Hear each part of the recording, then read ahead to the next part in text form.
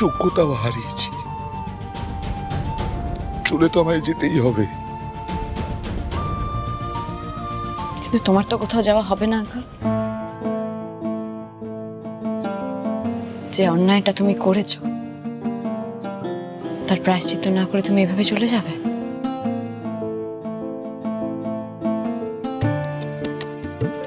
Aunty এত বছর নিজের হাজবেন্ডকে পায়নি, রুবাইদা এত বছর নিজের বাবাকে পায়নি, ঠাম্মি এত বছর নিজের ছেলেকে পায়নি। একজন ছেলে, বাবা, স্বামী সবকিছুর কর্তব্য থেকে তুমি দূরে থেকেছো। এই সবকটা সম্পর্কের দায়িত্ব নাও, তাতেই তুমি যা পাপ করেছো তার প্রায়শ্চিত্ত হয়ে যাবে। বাড়ি ফিরে চলো আঙ্কেল।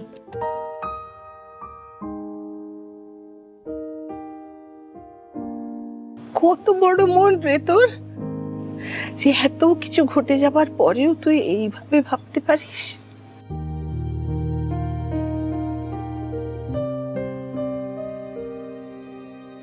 দিদি একটু আগে কি বললো মনে নেই ঠাম্মি? বাবা যদি আজ বেঁচে থাকতো, বাবা কিন্তু নিজের প্রিয় বন্ধুকে এত কষ্টে দেখতে পারতো না। আর আঙ্কেল তোমাদের থেকে দূরে থেকে ভালো থাকবে না ঠাম্মি। আর আর শোনো না, নতুন করে আবার সবটা শুরু করা যায় না? ক্ষতি কি বলো তাতে?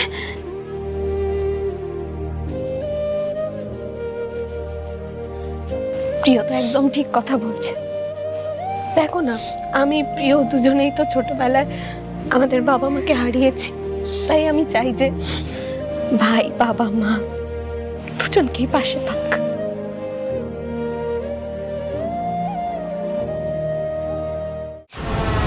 রুষার সবটা মনে পড়ে গেছে। অপ্রতিম, রুষা, পিহু সব একসাথেই হয়েছে। এই কোটি কোটি টাকার সম্পত্তি এবার আপনার হাতছাড়া হলো বলে কখনো নয়, কখনো নয়। এই সম্পত্তির জন্য আমি এতগুলো বছর অপেক্ষা করেছি। এই সম্পত্তি শুধুমাত্র আমারই। আরে ম্যাডাম, আপনি কেন বুঝতে পারছেন না? আপনার নামে তো ওয়ারেন্ট জারি হয়ে গেছে।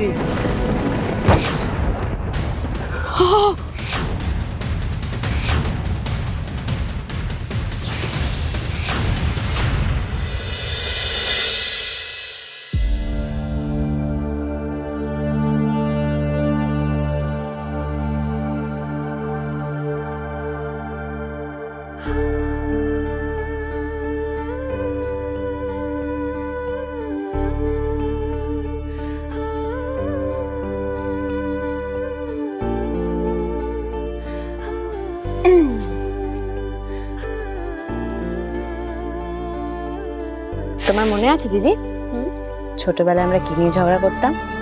মা কাকে বেশি ভালোবাসে সেই নিয়ে। মা তো আমাকে তোর থেকে বেশি ভালোবাসে, তাই মা আমাকে লুকিয়ে লুকিয়ে কত পোয়েম শেখায়, গল্প শোনায়। মোটেই না, মা আমাকে বেশি ভালোবাসে। আমি যেন অনেকবার চেষ্টাও করেছি তোমাকে সবকিছু মনে করানোর, অনেক কিছু বলেছি, কিন্তু তাও তোমার কিছু মনে পড়েনি। আজকে হঠাৎ করে, কিন্তু কিভাবে দিদি, কিভাবে মনে পড়লো সবটা? প্রিয়, প্রিয় আমার আবার অ্যাক্সিডেন্ট হয়েছিল।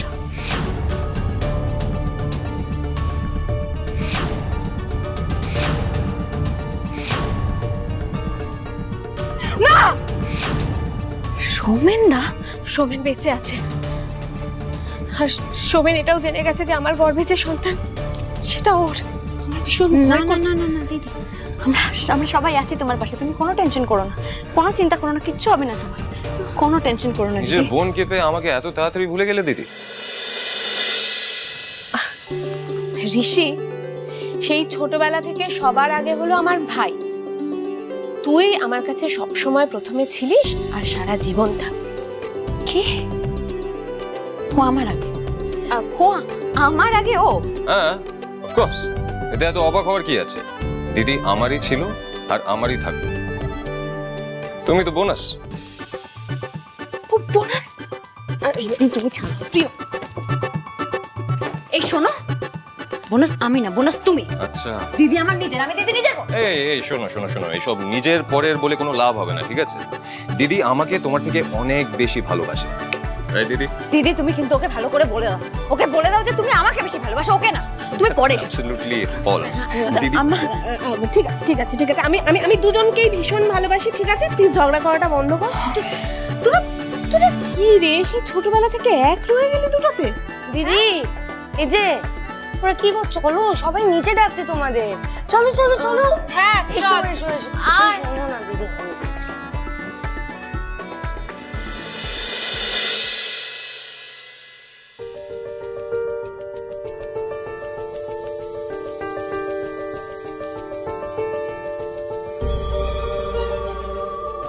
কি হলো? হাতটা ছাড়ো।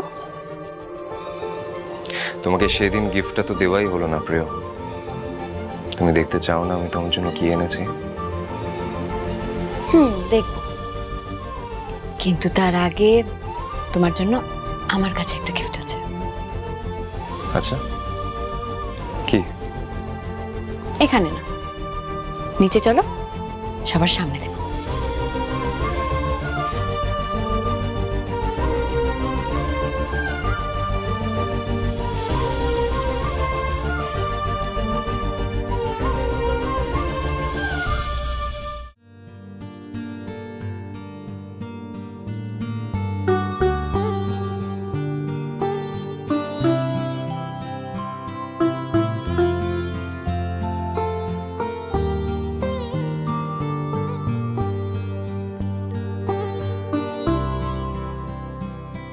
আচ্ছা জেঠুমণি, তোমার সঙ্গে কিন্তু আমার অনেক কথা আছে, মানে সরাসরি আলোচনা করতে হবে সেগুলো। জেঠুমণি দেখো, আমার বাবা আমার ওপর এবং আমার এই ছোট্ট বোনটার ওপর এতগুলো বছর ধরে যে এত অত্যাচার করলো, সেটার কিন্তু একটা শাস্তি পাওয়া দরকার বাবার। এক্স্যাক্টলি। আচ্ছা আমি তোদের উপর কি অত্যাচার করব?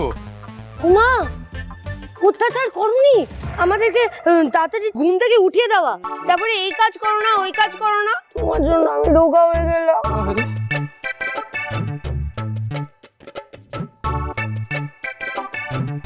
ওদের কথা বাদ দাও দাদা, তোমার ছেলেকে দেখো, তোমার মতো ব্যবসায়ী হয়েছে, শূন্য থেকে শুরু করে একটা ব্যবসাকে নিজের কাঁধে দাঁড় করিয়েছে। দেখো তোমার ছেলেকে তুমি। আচ্ছা বেশ, আর নো মোর রোনা ধোনা। এবার ঠাম্মি একটা সেলিব্রেশন দরকার, আনন্দ করতে হবে তো। একটা পার্টি তো হ্যাঁ? মাস্ট, তাই না? একদম, অনেক হয়েছে এইসব বুক চাপা টেনশন। এক মিনিট সৌমি, সেসব তো হবে, কিন্তু তার আগে আমাদের একটা বড় কাজ আছে।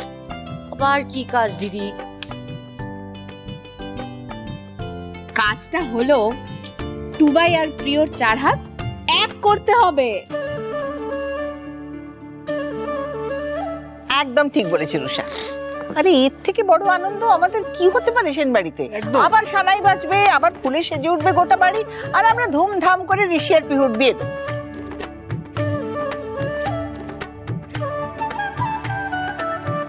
এক সেকেন্ড দিদি।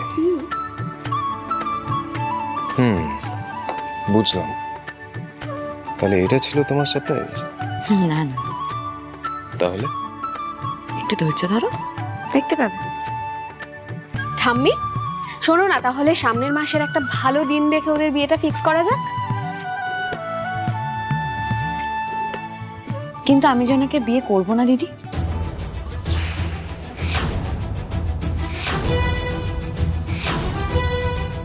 কি? কি রে, তুই ভাইকে বিয়ে করবি না মানে?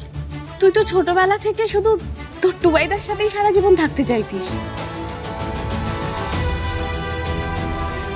ওসব ছোটবেলার ভালোবাসার দিন শেষ দিদি। এখন এই ঋষি সেনকে আমার একদম পছন্দ নয়। এবার আমি বিয়ে করলে অ্যারেঞ্জ ম্যারেজ করব।